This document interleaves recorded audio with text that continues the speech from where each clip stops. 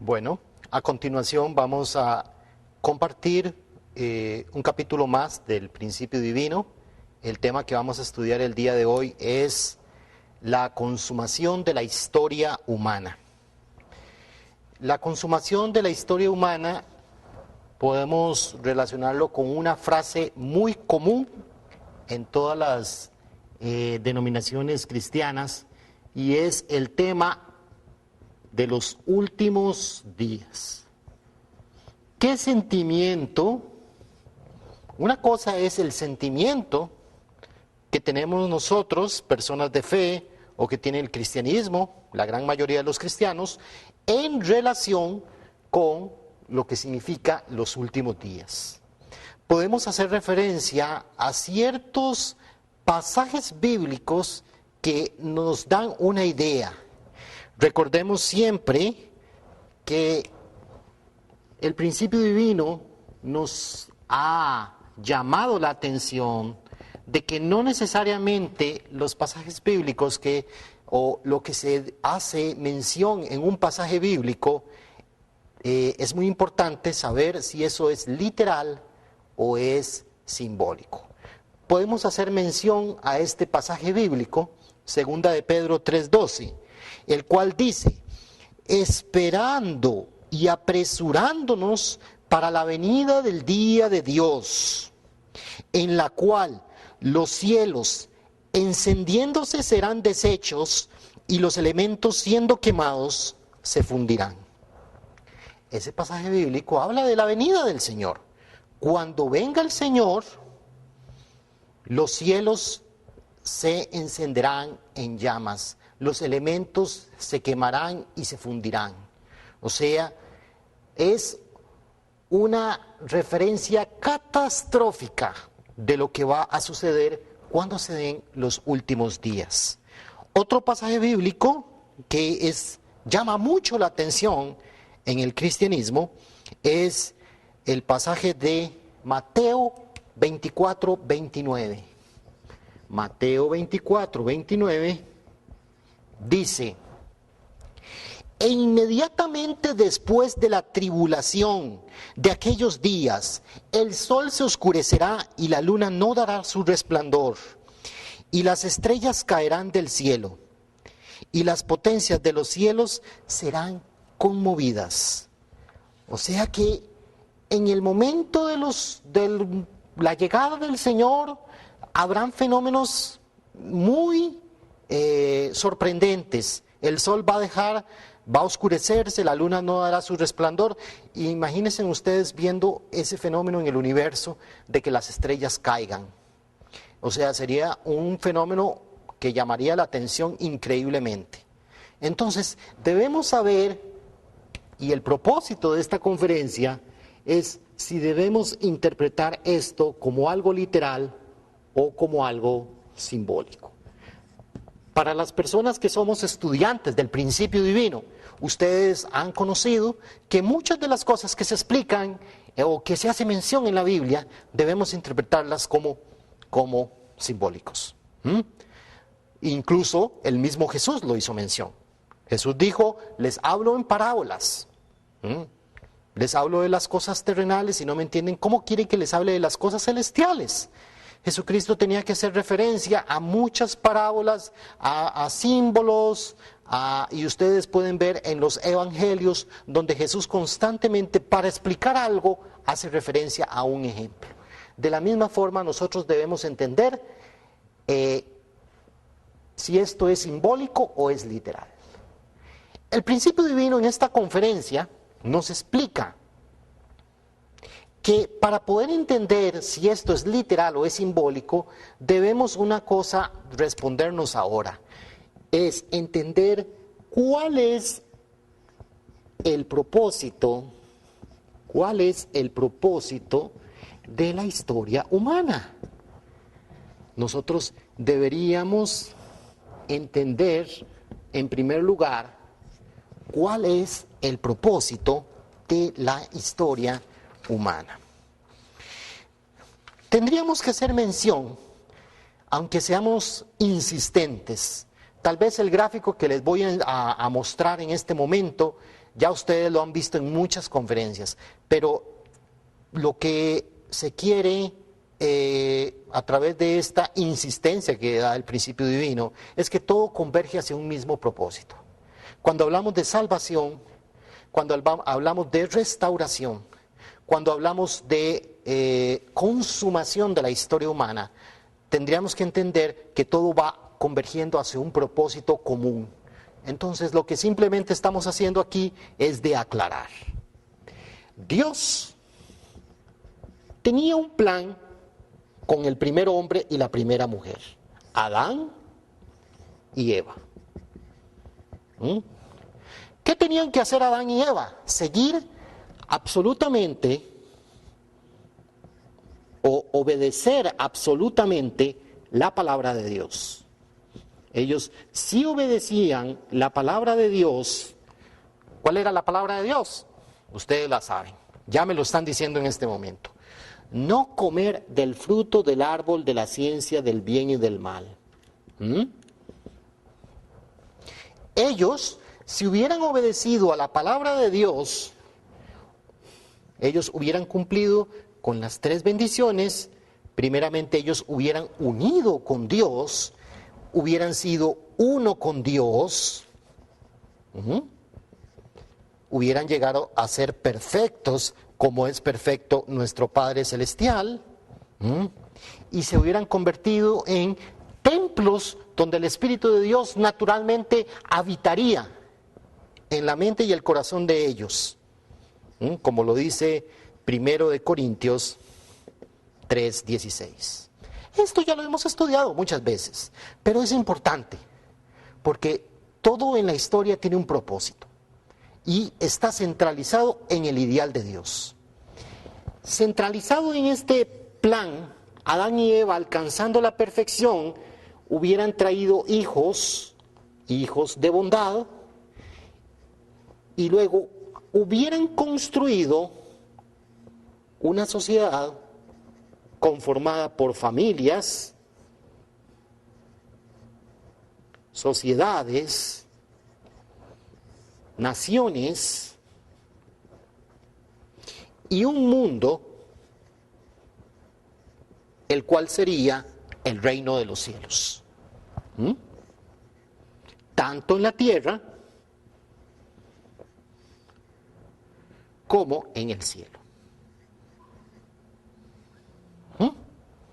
Esto sería el plan de Dios. Este es el plan de Dios.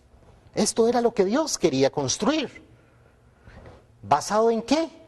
En el cumplimiento de la responsabilidad de Adán y Eva, de obedecer la palabra de Dios. Pero sabemos que Adán y Eva no obedecieron. Ellos siguieron la palabra de ¿quién? La palabra de Satanás. Y así fue como se construyó este mundo, siguiendo la palabra de Satanás. Y entonces, en vez de que Adán se convirtiera en un ser que estuviera completamente unido a Dios, llegó a ser un ser de contradicción, y Satanás llegó a tener dominio y control sobre la humanidad. Nosotros podemos hacer referencia a muchos pasajes bíblicos. Nosotros podríamos hacer referencia a Juan 8:44. Vosotros sois de vuestro padre el diablo, y los deseos de vuestro padre queréis hacer. Segunda de Corintios 4:4. Porque el Dios de este mundo cegó el entendimiento de los incrédulos para que no les resplandezca la luz del Evangelio. Entonces, ellos establecieron una familia con conflictos, donde los hijos hasta se matan.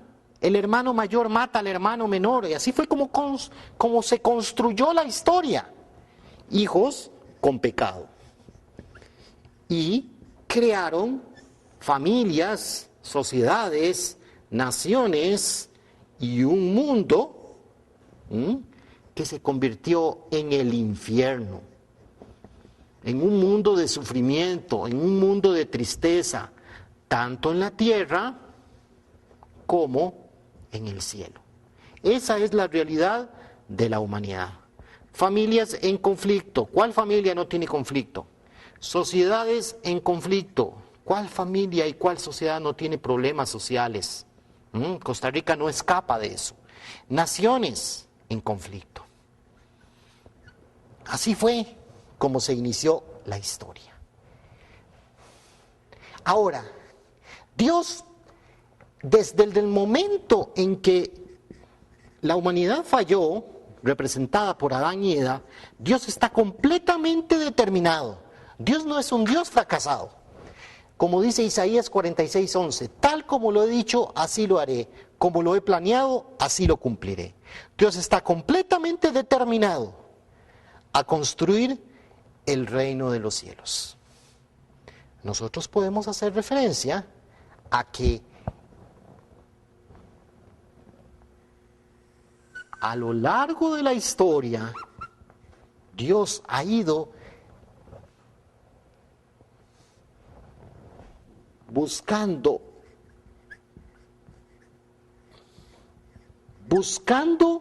hacer realidad su providencia de salvación. Pero su providencia de salvación significa también su providencia de restauración. ¿Restauración de qué? Restauración del ser humano hacia su estado original. Y es muy importante que para que se cumpliera la voluntad de Dios dependía de qué? El cumplimiento de la voluntad de Dios dependía de la responsabilidad de Dios. Claro, Dios siempre cumple su responsabilidad, más el cumplimiento de la responsabilidad humana. Esto es fundamental. Es el principio más importante que enseña el principio divino. ¿Por qué han pasado miles de años desde que Adán y Eva cayeron y todavía la sociedad no es perfecta? La sociedad no es ideal. Todavía permanece el pecado dentro del corazón, la mente, dentro del ser humano. ¿Por qué? Porque el ser humano constantemente ha fallado en cumplir su porción de responsabilidad. Tenemos la tendencia a atribuirle las circunstancias buenas y malas a Dios. No, Dios tiene un plan, Dios tiene un propósito, pero para que se cumpla su plan, que es bueno, que es bondadoso, tiene que cumplir tanto la responsabilidad de Dios como la responsabilidad humana. Entonces, ¿qué serán los últimos días? Los últimos días deben ser ese momento cuando se está en el punto de quiebre, en el punto de cambio entre este mundo que va a ser eliminado y debe ser transformado en este mundo ideal. Nosotros podemos hacer referencia al libro de Hechos, apúntenlo, estimados televidentes, Hechos capítulo 3, versículo 21. Podemos leerlo inmediatamente. El libro de Hechos, capítulo 3, versículo 21. Dice: a quien de cierto es necesario que el cielo reciba hasta los tiempos de la restauración de todas las cosas, de que habló Dios por boca de sus santos profetas, que han sido desde tiempo antiguo. Vean que desde tiempos antiguos los profetas han hablado de que habrá un tiempo en que se van a restaurar todas las cosas. Entonces, ¿qué es lo que quiere decir esto? Que la providencia de la salvación significa la providencia de la restauración. Y que por otro lado, han pasado miles de años donde Dios ha intentado constantemente construir el reino de los cielos.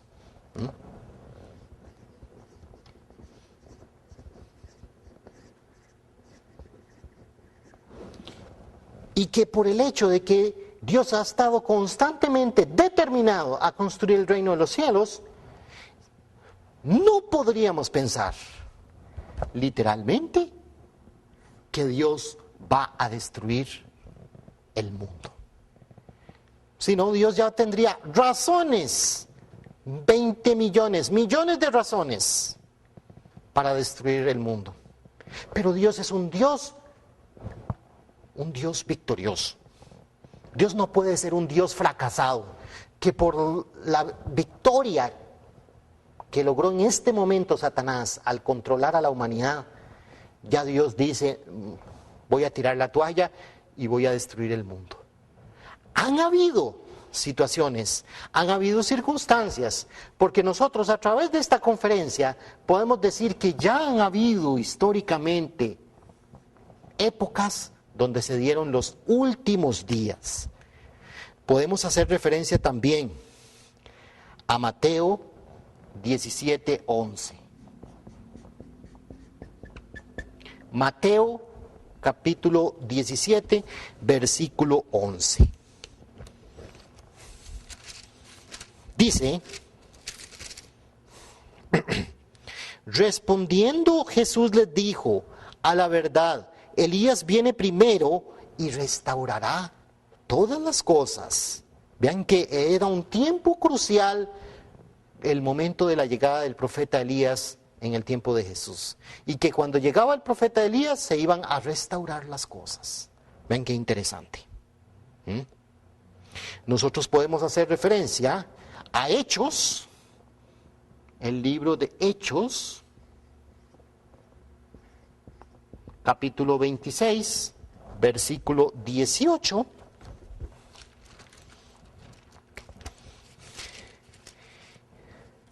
Y Hechos 26, 18 dice, para que abra sus ojos, para que se conviertan de las tinieblas a la luz, para que se conviertan de las tinieblas a la luz, y de la potestad de Satanás a Dios, para que reciban por la fe que es en mí, perdón de pecados y herencia entre todos los santificados. O sea que los tiempos, los últimos días, va a ser un tiempo en que el ser humano va a salir de esa esclavitud, de esa situación en que nosotros inconscientemente somos dominados por Satanás. Cuando lleguemos a ser conscientes de ese dominio, empezará el cambio. Y ese cambio será hacia poder nosotros restaurarnos de vivir bajo la oscuridad a convertirnos en seres humanos que vivamos en la luz. Y eso va a ser los últimos días.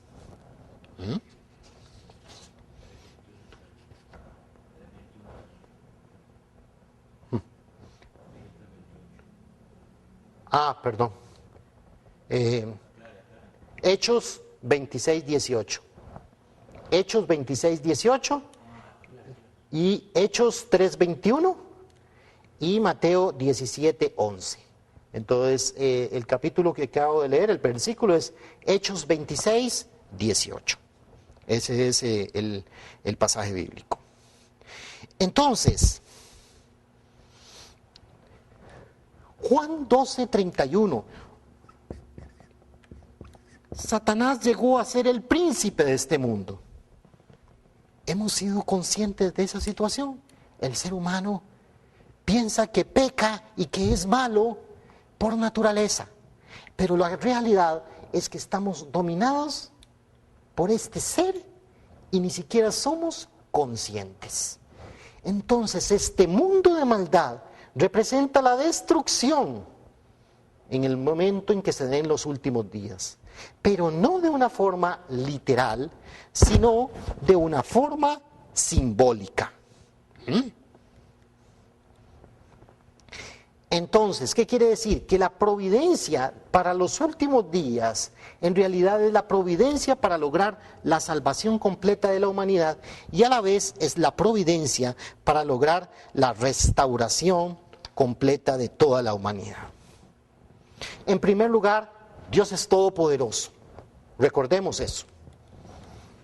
Dios es todopoderoso.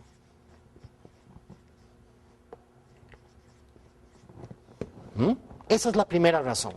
Nunca olvidemos que Dios es todopoderoso y que Dios tarde o temprano tiene que cumplir su ideal. En segundo lugar, Dios nos creó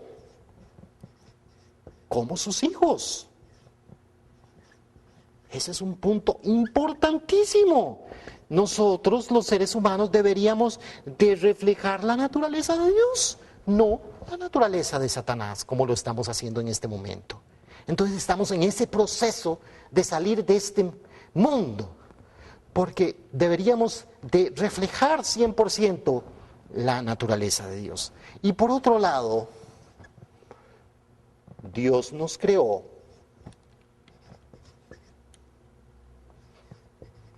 como seres eternos. ¿Qué quiere decir esto? Que Dios nos creó como seres eternos. Que hay una parte de nosotros que es eterna. El ser humano, haya caído en el pecado o no haya caído en el pecado, es un ser eterno. La gente que muere físicamente y va al mundo espiritual, como lo explica claramente el principio divino, hay un mundo, hay una vida después de la muerte. El ser humano va a una eternidad. Hay una parte que desde el principio nosotros fuimos creados a imagen de Dios y por lo tanto somos seres eternos.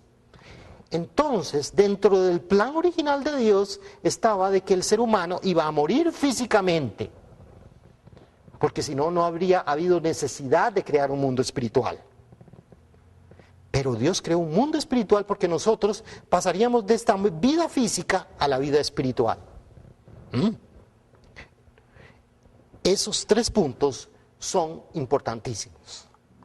Y luego, respecto al fenómeno de los últimos días, el primer momento en que se dan los últimos días, nosotros lo podemos leer en el libro de Génesis, capítulo 6, versículo 6, donde Dios quiso establecer su providencia de los últimos días a través de Noé. Nosotros podemos leer en Génesis 6, 6. Dice: y se arrepintió Jehová de haber hecho hombre en la tierra, y le dolió en su corazón. Y en el versículo 7, dice: y dijo Jehová, raeré sobre la faz de la tierra los hombres que he creado, desde el hombre hasta la bestia, y hasta el reptil, y las aves del cielo, pues me arrepiento de haberlos hecho. Vean qué dolor más profundo tenía Dios respecto a la creación del ser humano. ¿Será que Dios había planeado que el ser humano cayera en el pecado y que después Dios va a estarse arrepintiendo? No. Fue algo que dependía, y ese es el principio más importante que enseña el principio divino. La responsabilidad humana que no cumplió Adán y Eva, que no hizo que se construyera este mundo, sino que se construyera este mundo. Entonces nosotros podemos ver en Génesis 6:13. Dice: dijo pues Dios a Noé, he decidido el fin de todo ser, porque la tierra está llena de violencia a causa de ello. Y he aquí que yo los destruiré con la tierra. Pues ahí están las palabras muy serias de Dios, diciendo, advirtiendo de su decisión de destruir a la humanidad. Sin embargo, nosotros podemos leer en Génesis 9, Génesis 9,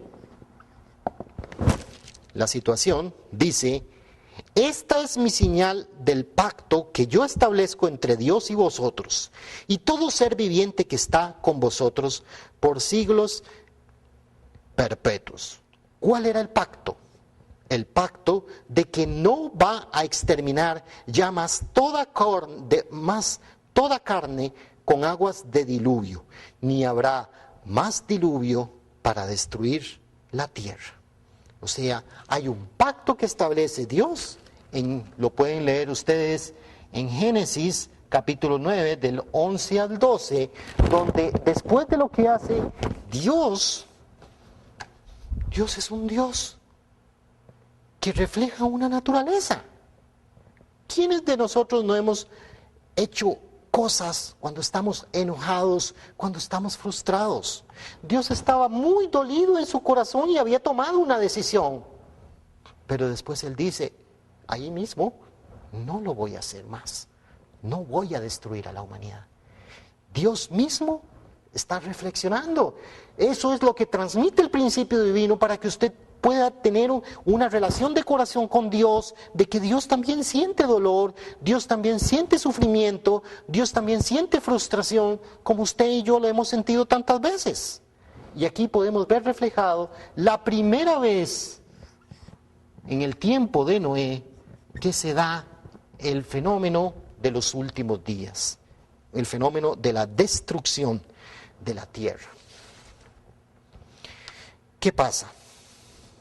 Resulta que hay otro momento, y justamente es en el tiempo de Jesús donde se da el fenómeno de los últimos días. Nosotros podemos hacer referencia a Malaquías,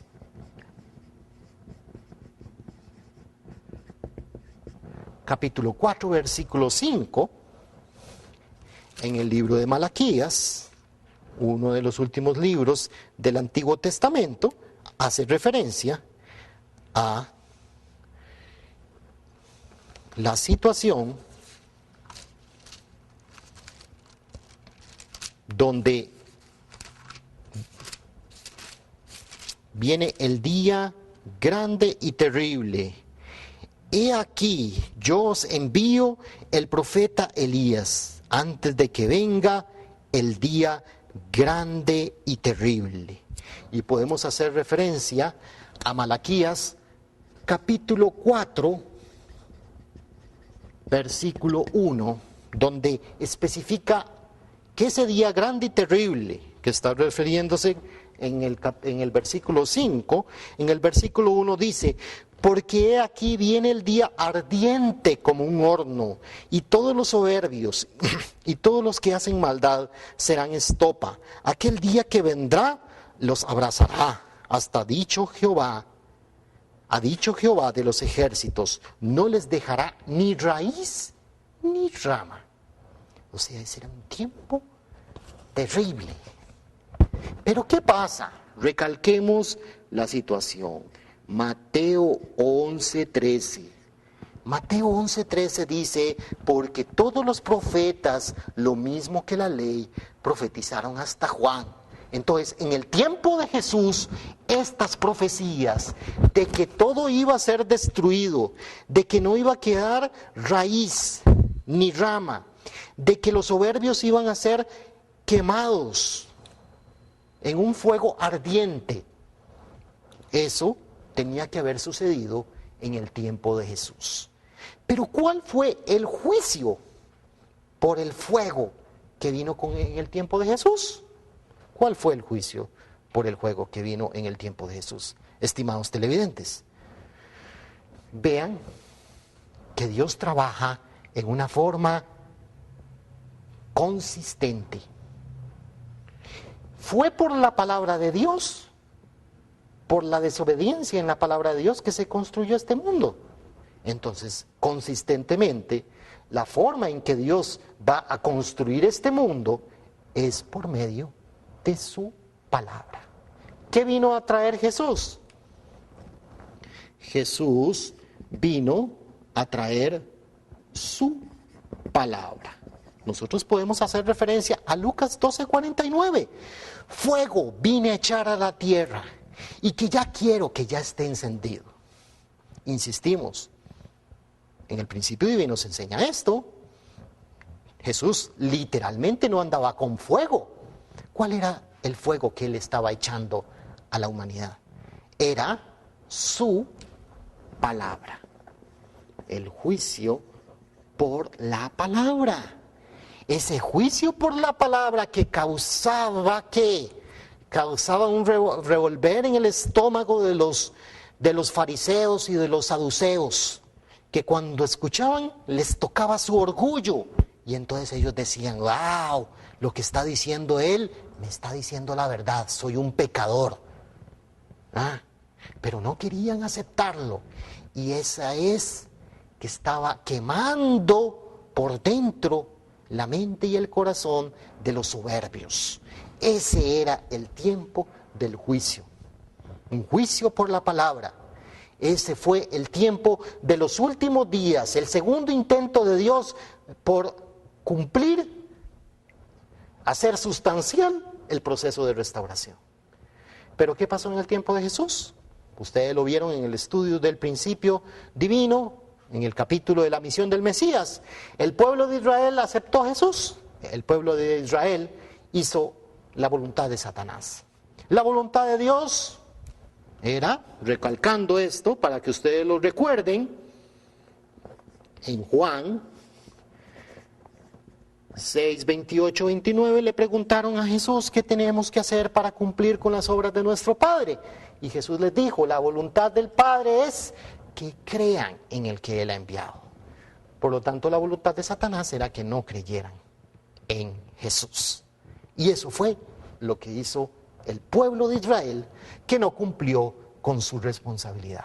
Entonces, esto era un tiempo de cambio, un tiempo de transformación, un tiempo de restauración, como lo dice Hechos 3:21 y como lo dice Hechos 26:18 y Mateo 17:11, del tiempo que va a venir en que se restauren todas las cosas.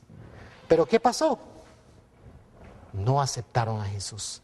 Y por lo tanto, este segundo momento en que Dios quería lograr hacer sustancial el fenómeno de los últimos días, se perdió.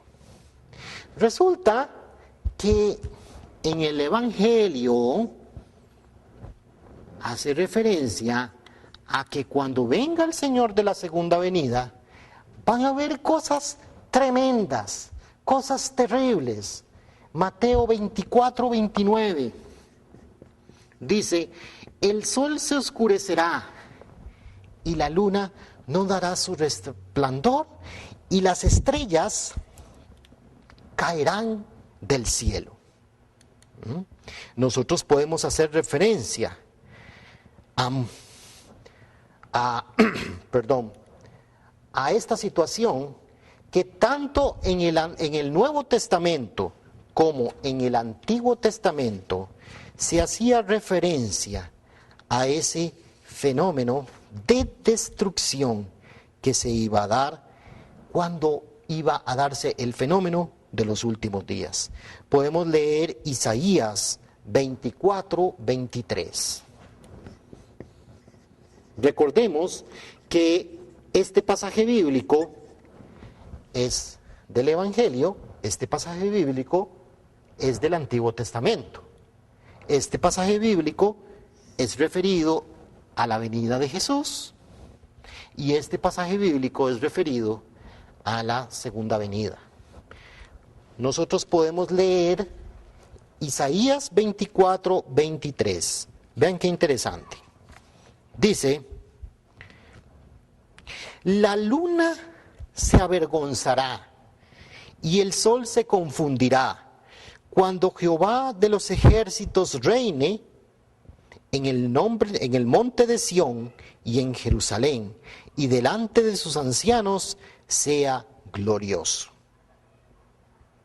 Vean que ahí se habla también de que la luna se va a avergonzar y de que el sol se va a confundir. O sea que va a ser un fenómeno muy similar al fenómeno que se hace mención en Mateo 24, 29. Un fenómeno en que está relacionado con el sol, la luna y en el caso de Mateo, relacionado también con las estrellas. Pero resulta que nosotros insistimos en que lo que se va a lograr en este momento es la restauración. Tenemos que explicar entonces qué significan esos pasajes bíblicos. Nosotros podemos hacer referencia a Génesis 35, del 5 al 11,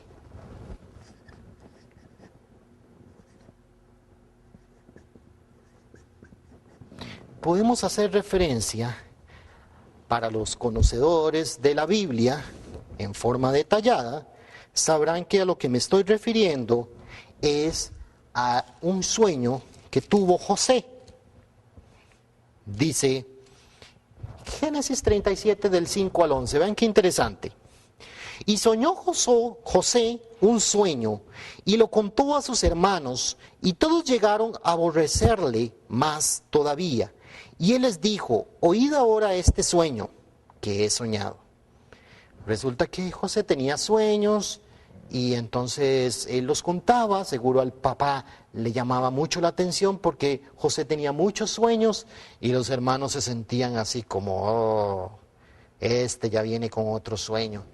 O sea, ellos tenían en alguna forma envidia o celos porque José era los ojos de Dios y las experiencias que él tenía a nivel espiritual, a nivel de sueños, se veía que la mano de Dios estaba sobre José.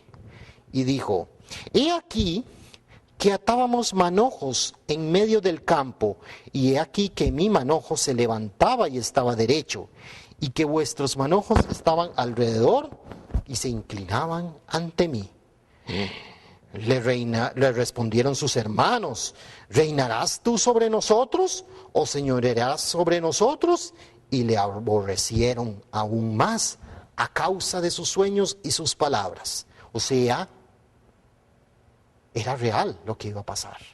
Ustedes saben que José, después sus hermanos se tuvieron que inclinar ante su hermano menor, ante José, cuando él estaba en Egipto, antes de que ellos los vendieran. Cuando ellos vendieron a su hermano y José fue y terminó siendo uno de los principales, de los miembros principales de la jerarquía de Egipto y de mucha confianza, y los familiares de José llegaron a pedir ayuda a Egipto y resulta que ellos no sabían que a la persona que le estaban pidiendo ayuda era a su propio hermano y ellos se inclinaron ante José. Entonces este sueño se hizo realidad. Dice, soñó aún otro sueño y lo contó a sus hermanos diciendo, he aquí que he soñado otro sueño y he aquí que el sol y la luna y 11 estrellas se inclinaban ante mí. El sol, la luna y 11 estrellas se inclinaban ante mí. Y lo contó a su padre y a sus hermanos, y su padre le reprendió y le dijo, ¿qué sueño es este que soñaste? ¿Acaso vendremos yo y tu madre y tus hermanos a postrarnos en tierra ante ti? Entonces, el padre de José relacionó ¿qué quería decir? Que el padre y la madre y los hijos, o sea, los hermanos, vamos a venir a postrarnos ante ti. Entonces, vean que el sol representa al padre, que la luna representa a la madre y que las estrellas están representadas por los hermanos.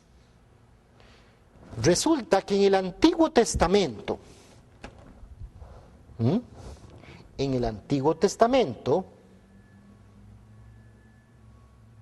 el padre está representado por Moisés. Moisés era el padre. Las leyes mosaicas son la parte, el elemento principal de la palabra de Dios en el Antiguo Testamento. La madre está representada por las dos tablas, que son las que representan las relaciones entre los hermanos. En los 10 mandamientos está plasmado la forma en cómo la gente en ese tiempo tenía que relacionarse. E incluso hasta la fecha, esos 10 mandamientos son muy importantes en nuestra vida de fe. Y los hermanos, ¿quiénes eran los hermanos? Los judíos. Los judíos. ¿Qué pasa con esto, estimados televidentes? Que cuando venía el tiempo de Jesús, Jesús venía trayendo su palabra y resulta que la palabra de Jesús, el Evangelio, es mucho más profundo. Que tocaba ¿qué? La conciencia del ser humano. Entonces, la palabra de Jesús a través del Evangelio provocó un eclipse en la palabra y en la ley. Entonces, ¿qué pasó? Esto realmente se dio. Esta profecía de Isaías 24:23 se dio, porque con el Nuevo Testamento, Jesús y el Nuevo Testamento eclipsaron, oscurecieron, confundieron el sol y la luna. Y el sol y la luna dejaron de dar resplandor. Y aquellos hermanos que eran los judíos que rechazaron a Jesús llegaron a caer. Y finalmente los que se establecen como los hermanos son los cristianos. ¿Ven qué interesante? Entonces, ¿qué pasa en el tiempo de la segunda venida del Señor? Dios es consistente. Por la falla de Adán y Eva en cumplir con la palabra de Dios, fue la causa de que se construyera este mundo. Por la palabra de Dios, cuando el ser humano aprenda y crea y practique la palabra de Dios, así es como se va a lograr la restauración de la humanidad. Cuando venga el Señor de la segunda venida, Él va a traer su palabra. Cuando venga el Señor, Él va a restaurar las cosas. ¿Y cómo va a restaurar las cosas? A través de su palabra. Entonces, cuando venga el Señor de la segunda venida, el sol se oscurecerá. Claro, las palabras del Nuevo Testamento, así como sucedió en el tiempo de Moisés, en el tiempo de Jesús, y el Espíritu Santo se va a eclipsar, y el Señor de la segunda venida junto con su esposa van a venir trayendo la nueva palabra de Dios, la nueva revelación, la nueva expresión de la verdad, y los cristianos estarán en un tiempo de juicio, porque aquellos cristianos que rechacen al Señor de la segunda llegada van a caer, y los seguidores son los que los seguidores del Señor de la segunda venida se van a convertir en esas nuevas estrellas. Esto es una explicación muy clara que da el principio divino sobre el significado de este pasaje bíblico. Y en realidad, desde el punto de vista literal, cuando venga el Señor de la segunda venida, así como cuando vino Jesús, ni el pasaje de Isaías ni este pasaje se van a cumplir o se cumplieron en una forma literal, sino en una forma simbólica, y el sueño de José es el que explica el significado de este pasaje bíblico. De esta forma nosotros recalcamos que debemos entender que el tiempo de la segunda venida, el juicio por el fuego, es en realidad un juicio por la palabra. Nosotros podemos hacer referencia a Juan 12:48 y a Juan 5:24,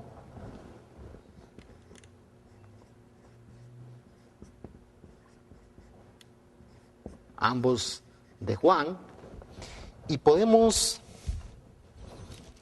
leerlo.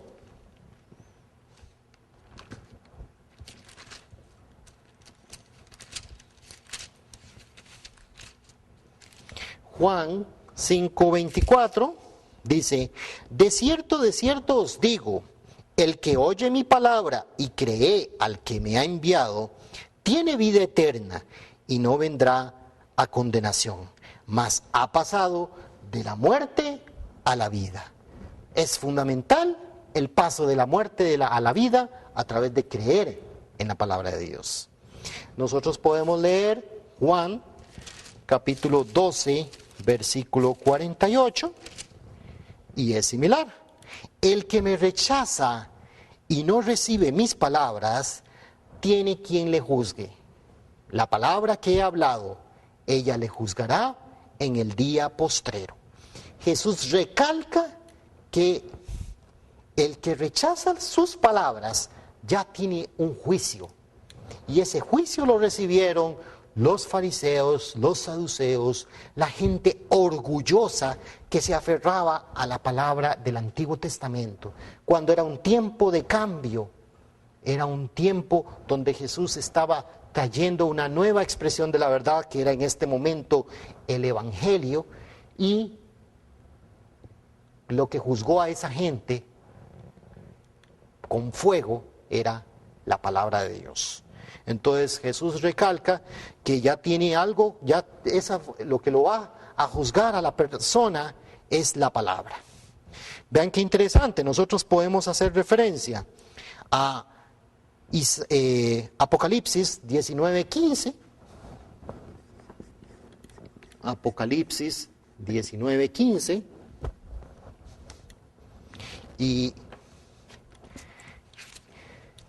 es en el último libro de la Biblia, en el último libro del Nuevo Testamento, Apocalipsis 19:15, dice: de su boca sale una espada aguda, está refiriéndose al Señor de la segunda venida, para herir con ella a las naciones, y él las regirá con vara de hierro, y él pisa el lagar del vino del furor y de la ira del Dios Todopoderoso.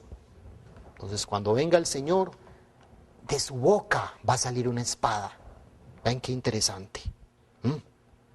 Isaías 11:4. ¿Qué dice Isaías 11:4?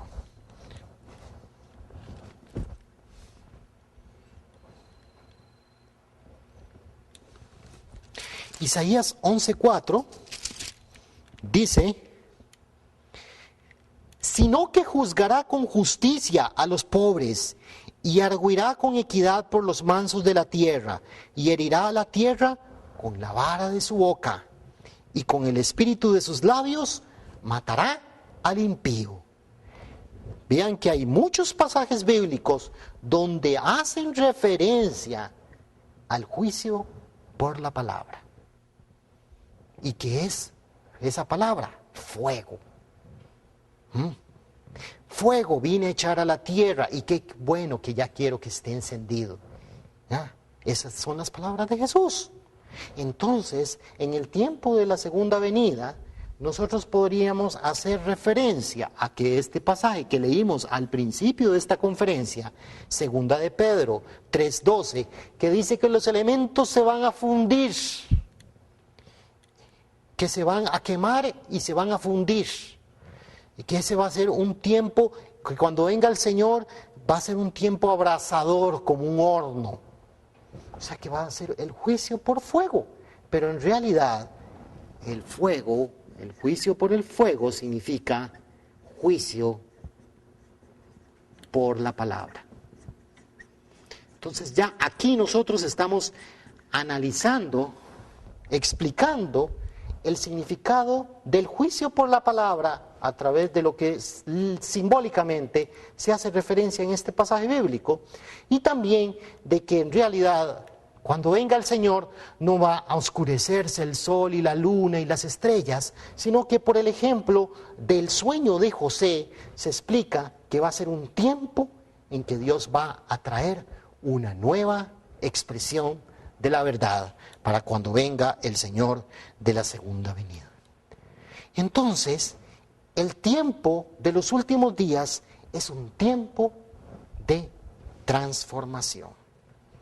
¿Qué significa eso? Un tiempo de transformación. Es importante recalcarlo. ¿Por qué es importante recalcarlo?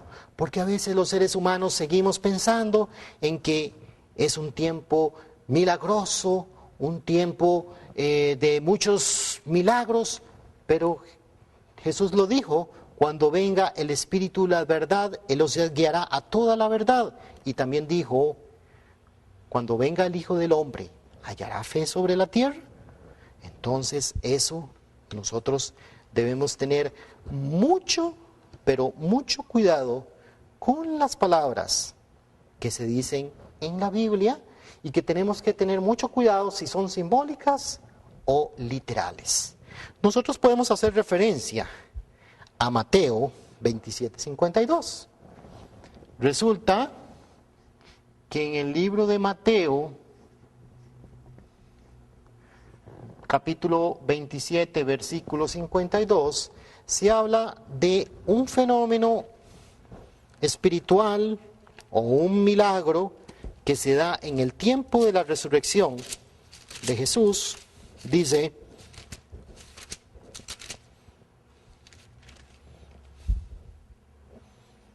y se abrieron los sepulcros, y muchos cuerpos de santos que habían dormido se levantaron. Y saliendo de los sepulcros después de la resurrección de Él, la resurrección de Jesús, vinieron a la ciudad santa y aparecieron a muchos. O sea que en el tiempo de la resurrección de Jesús se hace mención a que fue un tiempo en que se abrieron los sepulcros. Mateo 27:52. ¿Qué significa eso? En primer lugar, es importante ver si esto se dio literal o simbólicamente. No simbólicamente, porque al hablarse simbólicamente, esto se dio en realidad en el ámbito espiritual. ¿Por qué en el ámbito espiritual? Pues si ustedes dicen, no, eso se dio literalmente, se abrían los sepulcros y los cuerpos de los santos se le aparecían a la gente, pues habría un registro de eso, la gente hubiera aceptado al Señor, la gente hubiera aceptado a Jesucristo. Muy sencillamente la gente hubiera aceptado a Jesucristo si esto literalmente, que se menciona en este pasaje, se hubiera dado en una forma en que los sepulcros se abren y que va pasando la gente y ve que en el cementerio están abriéndose los sepulcros y la gente resucita y se le aparece a muchos. Claro que automáticamente todas esas personas hubieran creído en Jesús. Pero eso sucedió en el ámbito espiritual. Y por lo tanto, esto significa la tierra, el cielo, debemos nosotros entender.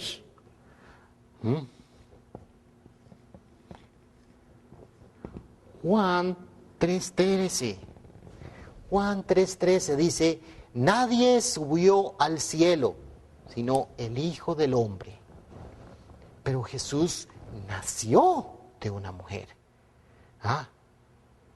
Creció y llegó a ser perfecto, llegó a perfeccionarse.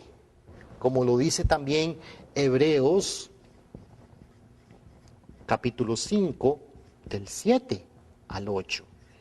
Que por el esfuerzo, ofreciendo súplicas al que le podía librar de la muerte, Jesús fue así como alcanzó la perfección. Pero entonces Jesús podía decir que Él estaba en un lugar puro, representa puro, un lugar donde hay gente purificada, santa, y eso es lo que representa el cielo. Entonces, de ahí nosotros podemos hacer referencia a 1 de Tesalonicenses 4, 1 de Tesalonicenses 4, 16, 17, que habla sobre el arrebatamiento, que cuando venga el Señor, seremos arrebatados a los aires. ¿Qué quiere decir esto? Disculpen. Seremos arrebatados a los aires con el Señor, porque cuando nosotros recibamos en el tiempo de la segunda venida la palabra de Dios, entonces seremos arrebatados a los cielos. cuando yo me arrepienta de mis pecados y me purifique con la palabra de Dios.